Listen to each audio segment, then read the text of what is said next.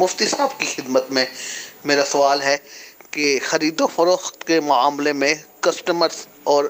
گاہک میں کچھ اس طرح کی اگر ڈیل ہو کہ کیش پہ مال لیں گے تو اتنے کا، ادھار لیں گے تو اتنے کا، 15 دن کا ڈیو لیں گے تو اس کا ریٹ یہ، 1 ماہ کا ڈیو لیں گے تو اس کا ریٹ یہ، کیا اس طرح خرید و فروخت کرنا اور گاہک کو مال خریدنا جائز ہے یا ناجائز ہے؟ ایسا کرنا ایک صورت میں جائز ہوگا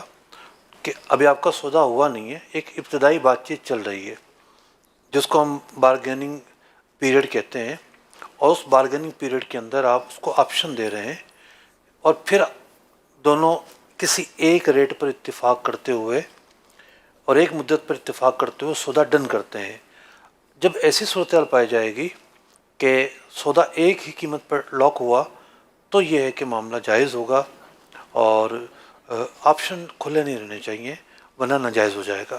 سب یہ کھلے تو نہیں رہے، لیکن اگر ایسا ہو گیا، کسی نے ایک دفعہ بیان کیا تھا کہ ہم یہ شرط رکھنا چاہ رہے ہیں کہ اگر 10 دن میں پیمنٹ ہوگی تو اتنے پیسے لیں گے، یعنی ایک تو ہے نا آپشن دے رہے ہیں، آپشن نہیں دے رہا، یہ طے ہو گیا، فائنل لکھ لیا، ریٹرن کر دیا کہ اگر 10 دن میں پیمنٹ کریں گے مثال کے طور پہ تو 1,00,000 روپے، اگر 15 دن میں کریں گے تو 1,05,000 روپے، اور مہینے میں کریں گے تو 1,20,000 روپے۔ اب یہ تینوں چیزیں ڈن ہو گئی ہیں ان کی، اور یہ تحریر میں بھی آ گئی ہیں اور دونوں راضی بھی ہو گئے، تو کیا اس کو ڈن ہونا تصور کریں گے؟ اور ان کے ڈن ہونے اور لکھ لینے سے کیا کوئی صورت بنے گی اجازت کی؟ ڈن ہونا بالکل تصور کریں گے، انہوں نے سودا غلط انداز پر ڈن کیا ہے، ٹھیک ہے، اور یہ جو صورت ہے یہ غیر شرعی صورت کہلائے گی۔ ایسے سودے کی جو آمدنی ہے وہ بے فاسد کی وجہ سے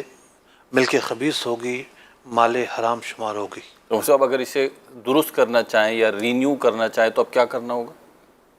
اگر تو سودا ہونے کے بعد آگے بھی اس نے چیز بھیج دی، وہ چیز ہی باقی نہیں ہے، صحیح، پھر تو سودا کینسل بھی نہیں ہو سکتا۔ جی، ورنہ اگر آپشن برقرار ہو، صورتحال ایسی ہو تو پھر کینسل کر کے جو ہے وہ دوبارہ سے سودا کرنا ہوگا۔